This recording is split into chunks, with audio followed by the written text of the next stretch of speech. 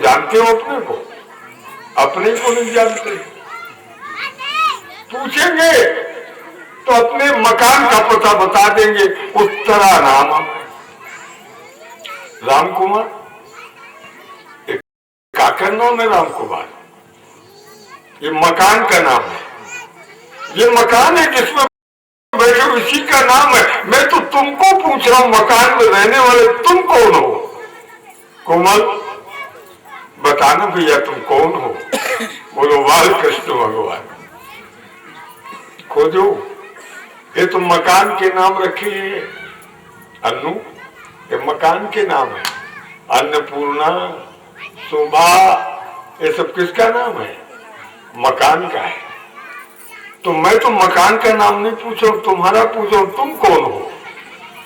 भागवत सुन रहे हो? को भवानी की वापस ना, थोड़ा विषय गंभीर है, समझो आप हो कौन, आपको यही पता नहीं। अच्छा ये बता दो आपका गांव कौन सा है? गांव जानते हो उत्तरा? कौन गांव है? सिंगलपुरी। जय सिया राम। ये देख लो सिंगलपुरी के, कोई उसलापुर का कह देगा, कोई खमरिया कह देगा, कोई ये लोग बैठे पद्मी का कह देंगे हम पद्मी के। भला ये बताओ, जब तीर्थ यात्रा के लिए जाते हो तो कई स्टाफ होते हैं, धर्मशाला में रुकते हो, कहीं बनाते खाते हो, तो क्या वही तुम्हारा गांव है जहां बना खा रहे हो? अपना गांव तो भूल गए हो, कहां से आए हो? अपने गांव को समझो। तुम्हारा गांव सिंगनपुरी, उसलापुर, खमरिया, पद्मी, ये सब गांव तुम्हारे नहीं है। ये तो बीच के स्टाफ है सब। कहीं भी गाड़ी रुक गई है, 2-4 साल, 10 साल, 50 साल, 100 साल भोजन बनाओ, खाओ, घूमो। इसके बाद कहां जाओगे? अपने घर। बोलो बाल कृष्ण भगवान। अपने गांव जाओगे। जैसे अभी कथा समाप्त होगी और तैयारी हो जाएगी, स्वामी जी अब अंधेरा होने वाला है, हम गांव जाओ। अपन गांव, और जब वहां अपन गांव जाएंगे तो टार्च धर के जाओगे, बिजली लेके जाओगे, होश में आ जाओ। मैं तुम्हारे गांव तक तुम्हें पहुंचा रहा हूं। भागवत वहीं पहुंचाता है जहां से तुम आए हो। बोलो भागवत महापुराण की, भागवत की दिव्य कथा है। जानो हम कौन है। जिसको जान रहे हो वो तुम्हारा नाम नहीं है, वो तो माना है। किसी का नाम कुछ भी रख दो, मान लिया। घड़ा है, मिट्टी का है, लेकिन उसे घड़ा कहते हो। घड़ा उसमें है नहीं कुछ, घड़ा का बनाव है। घड़ा फोड़ दो तो क्या बचेगा उसमें? मिट्टी है ना, घड़ा तो नहीं है। ये शरीर फूट जाएगा, जल जाएगा, तो भी तुम रहोगे जैसे सब कुछ घड़ा फूट गया लेकिन मिट्टी नहीं फूटी। ऐसे आप जो हो वो आप रहोगे। ये घड़ा मिट्टी का है, फूट जाएगा, चला जाएगा, रुकेगा ही नहीं। थोड़ा धक्का लगा चला जाएगा। आपने केवल नाम रखा है, अमुक नाम है, अमुक नाम है, चाहे तो कुछ नाम कर दो, लल्लू, कल्लू, उल्लू, कुछ भी कहने लो किसी को भी। तो क्या वो न लल्लू है, न कल्लू है, न उल्लू है, ये माना हुआ है। जैसे एक प्रोफेसर कॉलेज में पढ़ाता है, इंजीनियरिंग कॉलेज के छात्र हैं, प्रोफेसर पढ़ाता है, एक भी एक रेखा है, खींचता है। रेखा की परिभाषा जानते हो? लंबाई है लेकिन चौड़ाई नहीं है, मोटाई नहीं है। अब रेखा रेखा कोई खींच के तो बताए मेरे को। रेखा खींच ही नहीं सकता। जब भी कहीं पेन रखेगा, पेंसिल रखेगा तो मोटाई तो पहले आ जाएगी, रेखा बाद में खींचेगी। तो उसकी परिभाषा है, लंबाई है रेखा की लेकिन मोटाई नहीं है। लेकिन फिर भी उसको रेखा मान लिया। ए भी आबा एक रेखा है, ऐसे ही मान लिया है। क्या नाम है?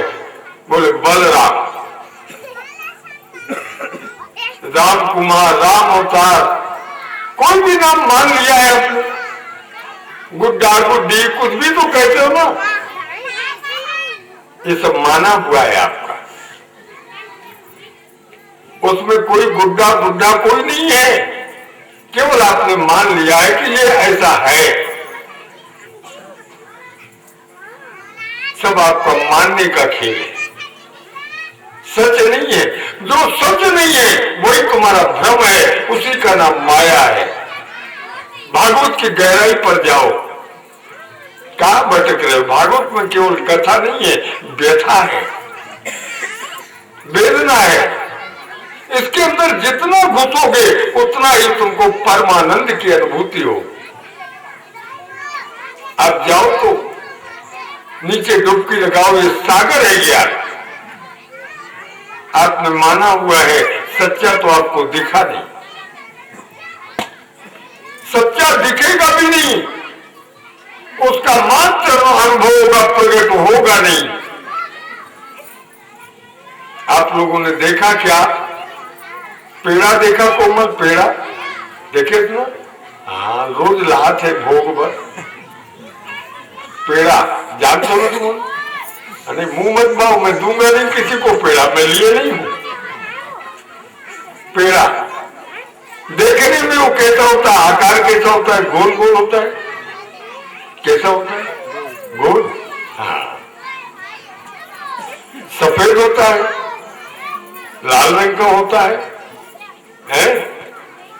और खाने में कैसा होता है? उत्तर मीठा। अब मीठा कैसा होता है? ये लो, अब बताना मुश्किल हो गया। बता दो भाई, मीठा कैसा होता है? पेड़ा खा तो तुम तो होकर मिठाई ले बता, नहीं बने? जय श्री राम। कहोगे महाराज जी आप खा के देख लो, बता नहीं सकते हो, अनुवर्चनीय है। ये ज्ञान का विषय अनुवर्चनीय है, अकथनीय है, अलौकिक है। ये तो इसका अनुभव करो, ज्ञान का अनुभव होगा। जब सत्य में स्थित हो जाओगे, ध्याता ध्यान और ध्येय की विस्मृति हो जाएगी, उस समय परमानंद की प्राप्ति होगी। बोलो बाल कृष्ण भगवान। लेकिन वो आनंद आप किसी को बता नहीं सकते हो। वेद कहते हैं यत मनुष्य मनते हे ना हो मनोमता, बोले तदेव ब्रह्मत्वम ना यद इदम उपास से। जो मन में ऐसा मान ले कि मैंने जान लिया, देख लिया, सुन लिया, यत मनुष्य मनते एनाउर मनोमतम, जो मन में आया हुआ समझ ले, बोले उसने जाना नहीं।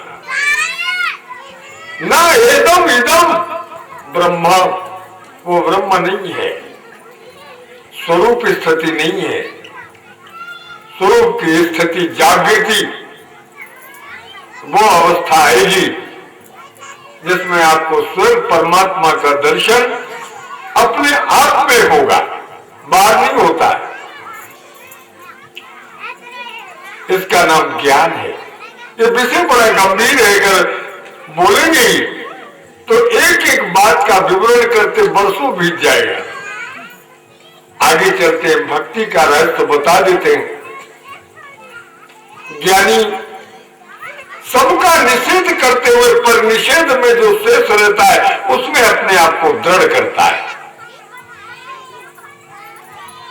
ये ज्ञान का मार्ग है। लेकिन भक्ति मार्ग में प्रकृति और पुरुष दोनों का यथा तथ्य विवेक करते हुए वो प्रकृति का त्याग और पुरुष में स्थित होता है। ये भक्त है, बोलो बाल कृष्ण भगवान। भक्ति बड़ा रहस्य ऐसा नहीं है, भक्ति का स्वरूप भी बड़ा चिन्मय है, उसे जान लो। भक्ति में समर्पण है और ज्ञान में त्याग है। ज्ञानी स्त्री को देखकर इन्हें मलमूत्र समझकर इनका सर्वथा त्याग करेगा, लेकिन भक्त नहीं। भक्त तो इनको मां मानकर इनको नमन करेगा। बोलो बाल कृष्ण भगवान। दोनों के विचारों में अंतर है। ज्ञानी का विचार दूसरा है और भक्त का विचार दूसरा है। ज्ञानी सब में एक परमात्मा को अपने आप में देखता है, सबका निषेध करता हुआ। परिनिषेध माने जब शेष नहीं रहता, उस शेष में अभिषेक अपने आप को देखता है। और भक्त सब में भगवान को देख रहा है, उसमें दया, करुणा, प्रेम, ये सब कुछ होता है।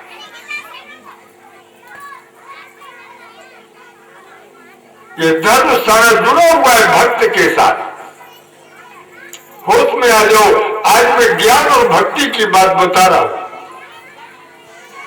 कथा अपने ऋषभ देव जी की सुन लीजिए। नृय माध्यम सुलभम सुदुर्लभम, जो देव दुर्लभ आपको शरीर है वो तो मिल गया है, अब आगे बढ़ना आपका काम है। गुरु कर्णधारम, तुम्हारा कर्णधार जैसे नाव का कर्णधार केवट होता है, वैसे तुम्हारा कर्णधार कौन है? गुरु। और वह भी तो केवट है, तुमको पार करेगा ना। बोलो बाल कृष्ण भगवान। केवट पार करता है, भव सागर से कौन करता है? गुरु पार करता है। गुरु कर्णधार, जो गुरु को पाकर और भव सागर से पार होने का मार्ग नहीं खोज लेते, तो बोले स आत्महा, वो अपने आप अपनी हत्या कर बैठते हैं। अब गुरु तो क्यों बनाते हैं लोग? बस स्वामी जी कान फुकाना है, तब मैं कह भैया तो कान में कौन कचरा है फुकावे था। ये भैया ये तो एक धंधा बन गया है। हम पहले कान नहीं फूकते रहे, कभी नहीं फूकते थे, लेकिन नहीं, वो तो ये शुरू हुआ कान फूकना। ये बैठे हैं पद्मी के, इन लोगों के हाथ से शुरू हुआ। एक श्याम दाई रही से ना वो भोजन अन्न जब छोड़ दे रही थे। मैं कहा स्वरूपानंद है करपात्री, आप हमारे घर में इनसे दीक्षा लिवा दो। बोले नहीं महाराज, हम दीक्षा आपसे ही लिवाएंगे। मेरे को पता चला तो मैं श्याम दाई को बोला मर मत, मैं दूंगा। तब से दीक्षा दिया, नहीं तो मैं नहीं देता था। और दीक्षा देने के बाद भी क्या है? गुरु जी आए तो कुछ नहीं है, धोती कुर्ता नारियल और रुपया लेके गुरु को दे दो, हो गए गुरु दक्षिणा। बस अब कोई जरूरत नहीं है, इतना ही संबंध रह गया है। रुपया पैसा कपड़ा, बोलो ये गुरु सेवा है। मेरे भैया, गुरु से लेना है, तुमको देना कुछ नहीं है। ले सको तो ले लो। तुम्हें क्या लेना है? सद्ज्ञान लेना है, जिससे तुम भव सागर से पार होगे। उधर दिमाग किसी का नहीं है। कैसे भैया कहते एक दिन हो गए, और स्वामी जी उस सोसाइटी में धान ले गए, वो पैसा नहीं मिले, एक उधर ही भटक रहे हैं। अब गुरु तुम्हारे घर में बैठे, बोलो बाल कृष्ण भगवान, और भटक कहां है? पैसा लेने के लिए। मुश्किल है भाई। स्वामी जी मैं कथा सुने पर हूँ, 2-3 दिन और बाकी हम और धान पड़े है लोग में जाएंगे, फिर आपको दर्शन करूंगे लो। अब गुरु महाराज प्रतीक्षा करे, मोचेला आई 2-3 दिन बाद। क्या समस्या बन गई है, पहले शिष्य को गरज थी तो गुरु के पास जाता था, अब गुरुओं की गरज है तो शिष्य के पास जाना पड़ता है। ये ले भैया, पहले ते मुला मस्तक नवात रहे, भगवान नवाता। बोलो बाल कृष्ण भगवान, इतना उल्टा होता जा रहा है। गुरु की परंपरा, गुरु क्या है, ये सब भूल गए। ऋषभ देव जी ने उपदेश करते सात्मा, अगर गुरु पा करके जिसने अपना उद्धार नहीं कर लिया तो आत्महत्यारा है, अपने आप अपनी हत्या करता है। ये समय कितने दिन रहेगा, घड़ी चल रही, बंद होने वाली नहीं है। सूर्य उदय हुआ था 6:45 बजे और अस्त होने के लिए अब जा रहा है, क्या ये रुकेगा? एक बार लहर में स्नान कर लो, फिर वो लहर आपको मिलेगी नहीं, वो तो जाने कहां से कहां निकल जाएगी। समय मिले तो गंगा स्नान कर लो। ऋषभ देव जी ने उपदेश किया है, सा आत्मा, अगर वो नहीं करता तो अपनी हत्या करता है, कभी उद्धार नहीं होगा। भक्ति का मार्ग त्याग प्रधान है। अगर ज्ञान है तो सच्चा त्यागी होगा, और त्याग नहीं है तो ज्ञान केवल वाणी में है, क्रिया में नहीं। अयम ही दुस्तरो भूम, आप में भेदभाव नहीं मिटेगा। बेटा है, बेटी है, माँ है, पत्नी है, पति है, ये भाव कैसे मिटाओगे? ज्ञान तो सम है, सब में एक भाव आप रख नहीं सकते हो, लेकिन परमात्मा सब में एक भाव रखता है। वो छोटा बड़ा ऊंचा नीचा नहीं जानता, उसका रिश्ता है, वो सब मेरी संतान है। और आप लोगों ने जो रिश्ते बना रखे वो कल्पना मात्र है। पिता है, पुत्र है, बेटी है, बेटा है, चाचा, काका, ताता, ताऊ, दादा, दादी, सब तुम बना रखे हो।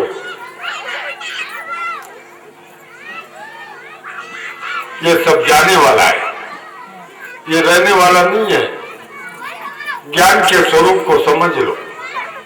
स्थायी रूप में जो तुम हो वही संसार है। सर्वम खल्विदम ब्रह्म नेहना नास्ति किंचन। ये जड़ चेतन जो कुछ भी आप देख रहे हो, आपको दिख रहा होगा एक खंभा, लेकिन अभी बताऊंगा भक्त प्रहलाद को एक खंभा नहीं दिखा, नरसिंह दिखे। बोलो बाल कृष्ण भगवान की। अब सुधारो, कमी कहाँ है? आंखों में गड़बड़ी है, कोई आई ड्रॉप लो जिससे आंखें ठीक हो जाए। भगवान की कथा मंगलमय है, करुणामय है। देखा आपने, भक्त जो सबका समर्पण करता है, जो भी कर्म करो, कर्म में रोक नहीं है, लेकिन जो भी कर्म है भगवान को अर्पण करो। मैं करने वाला नहीं हूं, करने वाले आप हो, कराने वाले आप हो। मैं सेवक सचराचर और रूप स्वाद भगवंत। भक्त सेवक है और सारे गुरखानी तो भगवान है। भक्त सेवा करता है। अभी प्रसंग कल आएगा, बलि ने तन मन धन तीनों अर्पण कर दिया। भक्त अपने पास कुछ नहीं रखता है, सब कुछ दे डालता है। वो उसी का है, देता किसको है? उसी की चीज उसी को अर्पण करता है। आरती में गाते हो ना, तन मन धन सब कुछ है, क्या बोलते हो भैया, सब कुछ है तेरा, लेकिन वो चाबी तिजोरी के नहीं देते हो भगवान को, वो अपने पास रखते हो। और झूठ मूठ में बोल देते ना लक्ष्मी, तन मन धन है सब, जय सिया राम। देखा ना, झूठ मूठ बोलते हैं। वो कहते क्या लागे मेरा, ताला तो तुम ही लगाते हो, जो लगता नहीं तो क्यों लगा रहे हो।